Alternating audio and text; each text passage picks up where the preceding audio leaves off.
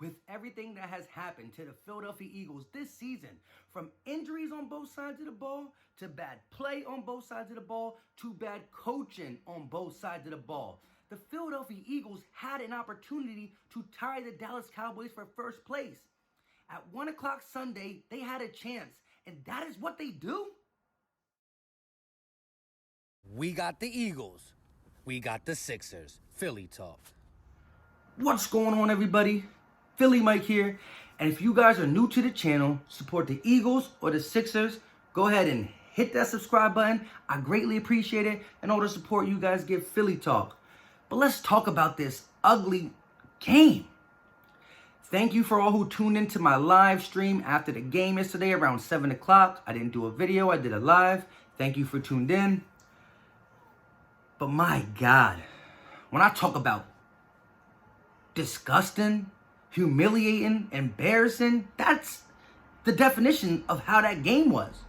31-37 Miami. Ryan Fitzpatrick, 365 yards, mad touchdowns. Devontae Parker, $150 plus, 2 touchdowns. The tight end, that disco dude, just catching balls all over us. The defense didn't show up at all. But let's get into some things that really bothered me. The fact that Doug Pederson did not call a timeout on that fake field goal crazy play.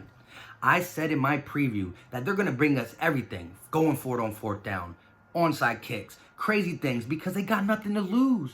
And that's exactly what they did. Doug said in this press conference that they were prepared for this at any time. It doesn't matter. You still call timeout for 2 reasons. 1, they might back out of it. And 2, maybe someone in the huddle can figure out something. Now, we didn't know what was going to happen. Maybe they were going to run it. Everybody thought they were going to run it. That's why a punter and a kicker scored a touchdown together. But if you called a timeout, maybe someone in the huddle, maybe someone brings it to the attention, a coaching staff person says, if anybody breaks off the line of scrimmage, follow them. Maybe they say that, maybe. Or maybe they back out. But it doesn't matter. You needed to call a timeout there. It was embarrassing. Embarrassing.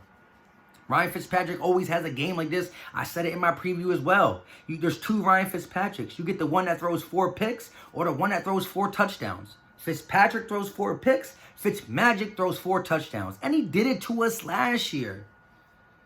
Should have watched that tape because he pretty much did the same thing. What he does, he closes his eyes and throws YOLO balls. Devontae Parker, Driscoll, Disco, whatever his name is. They just been throwing it up there. And his guys were making a play. Jim Schwartz got to adjust. Jim Schwartz can call a good play. He can call a good game. But when the game is getting out of hand, he doesn't know how to adjust. He won't adjust. I understand you wanted to play how you wanted to play, but when you realize you couldn't stop the YOLO ball, the deep ball, the jump ball, the 50-50 ball, put an extra guy back there and help out. Put a guy back there. Let's see if he keeps throwing that YOLO ball. But no. At the end of the day, we had a perfect opportunity, and we just let it go. Let it go. Doug Pederson gets to the press conference, and he goes, blah, blah, blah, blah, blah, blah. We got to execute better. Blah, blah, blah, blah, blah, blah, blah. It starts with me. Blah, blah, blah, blah, blah, blah, blah. We got to do this better. Blah, blah, blah, blah, blah, blah. It starts with me. Blah, blah, blah, blah, blah, blah. We still got 4 games left. He said that every week leading up to here. Blah, blah, blah, blah, blah. All that, we got 5 games left. Blah, blah, blah, blah, blah. All that, we got 4 games left. Come on, Doug. You're running out of games. At the end of the day, we're 1 game out of it. And I agree with some of you. Who cares? Who wants to go to the playoffs with this team? And the only reason I want to is because I still love the Eagles enough that I want them to win. I don't want us to be a laughingstock like we already are. At the end of the day, a win is a win. And the main reason I want to still win this division, other than respect, is the fact that Carson Wentz has been in the NFL for 4 years. And mainly due to injury, he has yet to play in a playoff game. So a playoff game under his belt would be critical going forward, knowing we're going to put our step forward and probably change up this coaching staff. Press Taylor, Carson Wentz, Mike Groh, they all going to go. They got to go and they're going to go. So knowing we're going to change up this coaching staff, We want to see what Wentz can do in that experience game or just get it under his belt. Because when the Philadelphia Eagles change his coaching staff up, get guys that believe in a system and believe in Carson Wentz, then if we make the playoffs, we want to make sure he's legit ready and not having jitters next year or next year after that in the playoffs for his first time. So it's important that this division is so crappy that we slip in and get him this experience. But after last night's game, I looked at the Eagles, I looked at the TV and said, I didn't know what to say. I really didn't know. That's exactly why it took a couple hours before I even decided to go live.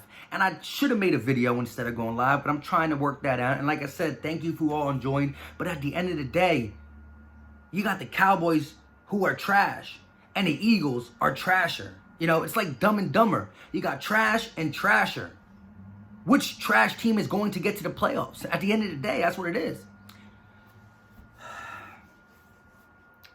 There gotta be a lot of changes coming to the Philadelphia Eagles. But Carson Wentz is not one of them changes. Now, if he proves me wrong in the future that he's trash, then y'all can come over here and tell me it is what it is. But until I see him get a better coaching staff, until I see him ultimately fail with people around him that he shouldn't fail with, then I'll give it to you. But until then, he's our guy, $100 million man. We just got to put him in better situations.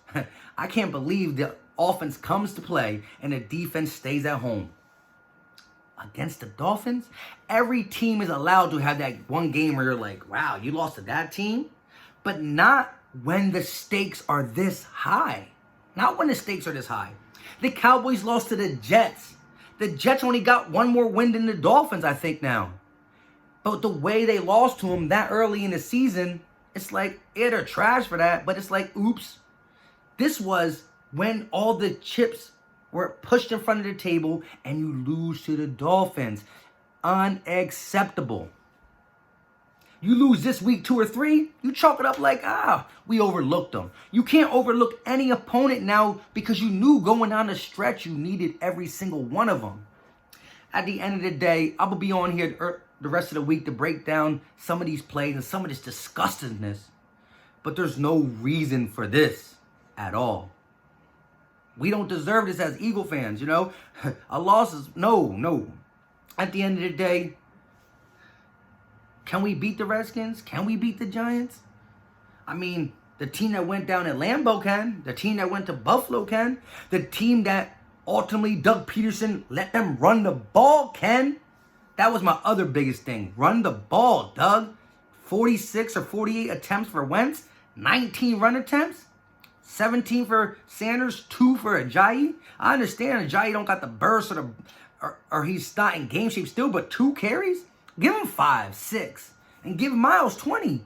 They were averaging together like 5 yards a carry, and you just abandoned the run. Now, we put up enough points on offense, 31, but if you run the ball a little bit more, maybe a couple minutes more on the sidelines, the defense gets their win back because they looked gassed. They looked trash. They looked horrible in the second half of that game. They gave up some stuff in the first half, but they still played with a little bit of respect.